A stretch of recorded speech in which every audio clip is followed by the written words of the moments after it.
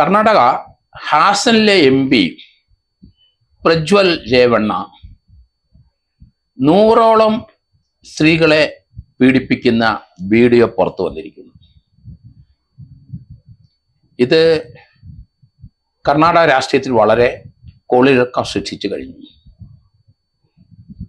ഇയാൾ പീഡിപ്പിക്കുന്ന രംഗങ്ങൾ അടങ്ങിയ പെൻ ഡ്രൈവുകൾ 25,000 എണ്ണം അടിച്ചിറക്കി എന്നാണ് BJP പറയുന്നത്.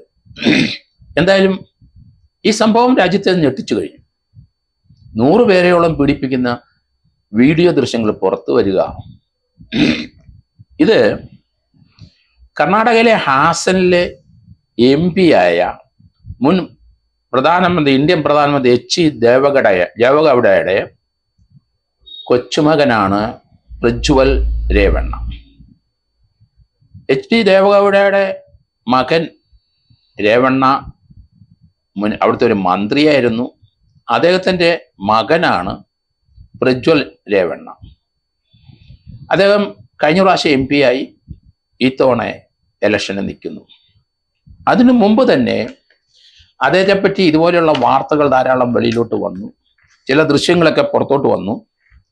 അഡ്വക്കേറ്റ് ദേവരാജ ഗൗഡ എന്നൊരാള് ഇത് മീഡിയയിൽ കൂടെ പബ്ലിഷ് ചെയ്യും എന്നൊക്കെ പറഞ്ഞ് ഭീഷണിപ്പെടുത്തിയപ്പോൾ അതിന് കോടതിയിൽ നിന്ന് ഒരു ഓർഡർ വാങ്ങിച്ചു.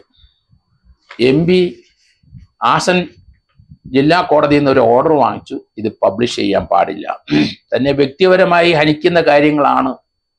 കോടതി അത് തടഞ്ഞു. അതുകൊണ്ട് ഇത് വെളിയിൽ വരില്ല എന്നാ കരുതിയത്. എന്നാൽ ഇപ്പൊ സംഭവിച്ചത് എന്താണ്? അവിടെ ഹാസൻ ജില്ലയിലെ അവിടെ ഒരു മഹാരാജ പാർക്കിലെ ഒരാൾ നടക്കാൻ പോയി. ഒരാൾ മാത്രമേ പലരും നടക്കുന്ന സ്ഥലമാണ്. ഇയാൾ ആ ഫുട്പാത്തിൽ കൂടെ നടക്കുമ്പോൾ അവിടെ ഒരു പെൻഡ്രൈവ് റോട്ടിൽ കിടന്ന് കിട്ടി.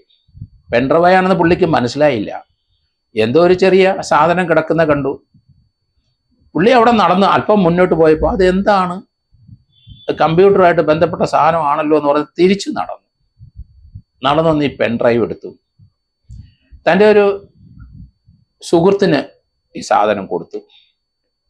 അയാൾ പെൻഡ്രൈവ് ഇട്ട് നോക്കിയപ്പം ഏകദേശം 100ഓളം സ്ത്രീകളെ പീഡിപ്പിക്കുന്ന ലൈവ് ദൃശ്യങ്ങളാണ് അതിനകത്ത്. അയാൾ ഞെട്ടിപ്പോയി.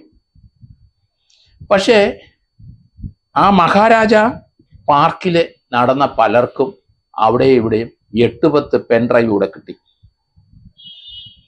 പിന്നീട് അവിടുന്ന് വെളിയിലെ ഹാസൻ സിറ്റിയിലെ പല സ്ഥലത്തും ഈ പെൻഡ്രൈവ് പലർക്കും കിട്ടി. ഇതെല്ലാം വെളിയിലോട്ട് വന്നു. അത് മുഴുവൻ വൈറലായി, ലോകം മുഴുവൻ വൈറലായി.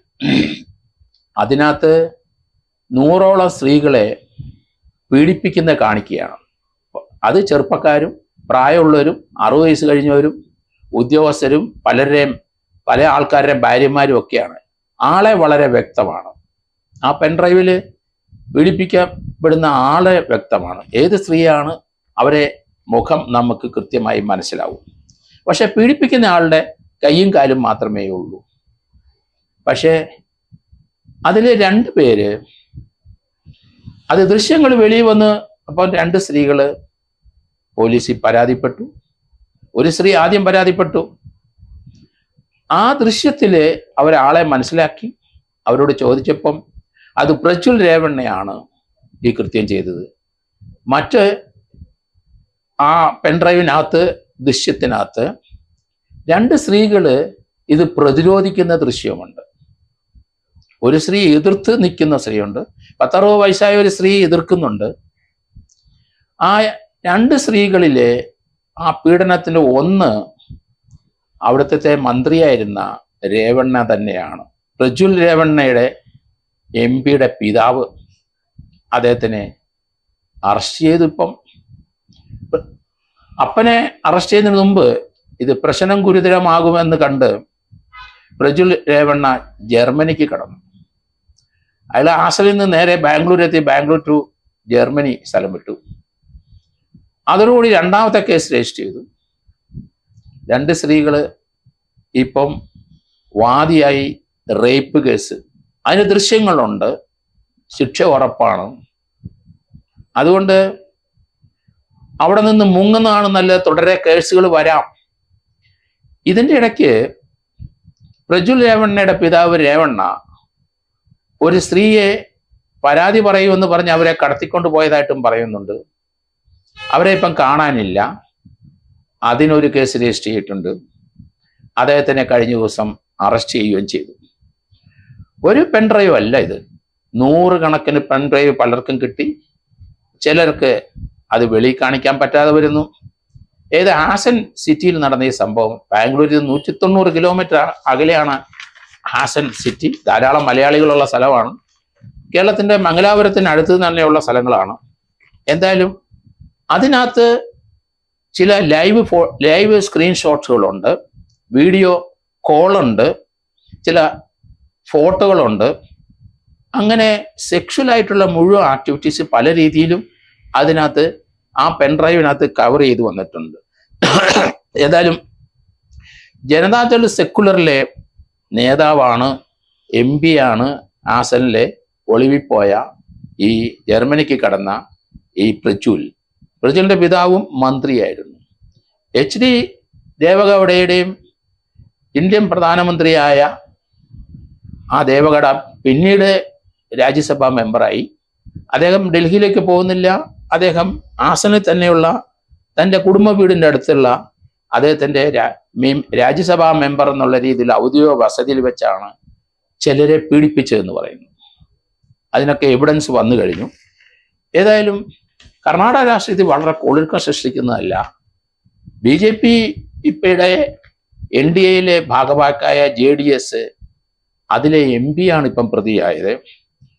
അതിന് ഈ 100 പേരെ പറ്റി അന്വേഷിച്ചപ്പം പലരും വീട്ടുജോലിക്ക് വരുന്ന സ്ത്രീകൾ, പാർട്ടി വർക്കേഴ്സ്, ഗവൺമെന്റ് ഒഫീഷ്യലായിട്ടുള്ള സ്ത്രീകളെ പീഡിപ്പിച്ചിട്ടുണ്ട്.